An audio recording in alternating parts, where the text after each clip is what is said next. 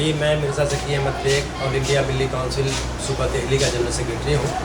और ये प्रोग्राम जो आज जंग आज़ादी मुसलमानों का रोल महाद तैयब की तरफ से किया गया, बहुत अच्छा था और अच्छे मैसेजेस में आए हैं। मुक़र्रिरीन ने अच्छी बातें रखी हैं और मैं आपका ही मशकूर हूँ कि आपने पूरे प्रोग्राम को कवरेज किया।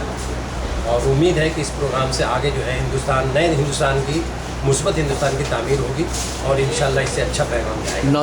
नौजवान बच्चों को क्या मैसेज देना, मुस्लिम के नौजवान बच्चों को बिलखुसूस क्या मैसेज देना चाहेंगे आप? मुसलमान बच्चों से ये दो बातें कहना चाहता हूँ। पहली बात तो ये है कि मुसलमान होने का मतलब ही ये है कि वो मुसलमान है, इसमें डर की कोई शिकायत नहीं होनी चाहिए, डरना नहीं चाहिए। मुसलमान डरता नहीं। पहली बात तो ये कि नौजवान जो हमारे हैं, जंग आज़ादी की अगर लड़ाई में देखें तो 17 साल के लोगों ने हिस्सा लिया, जिसमें मौलाना मिन्नतुल्लाह रहमानी साहब भी रहे और दूसरी तरफ शहीद भगत सिंह भी रहे। तो एक तो ये कि नौजवानों का हिंदुस्तान की तामीर में एक अहम रोल होना चाहिए और मुसलमान नौजवान का भी होना चाहिए।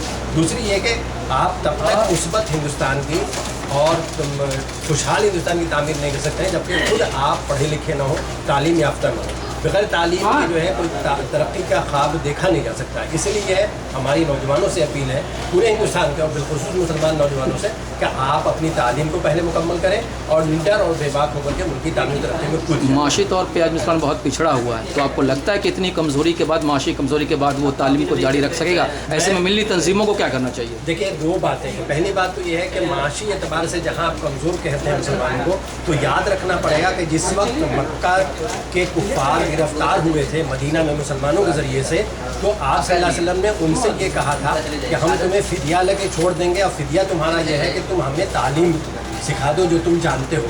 उस वक्त मुसलमानों की जो माशी हालत थी, आप सोचेंगे तो बड़ा ताज्जुब हो कि उस वक्त मुसलमानों का खाने के लिए नहीं था, लेकिन मुसलमानों ने उनसे पैसा नहीं लिया छोड़ने के बदले, बल्कि इल्म सीखना लिया।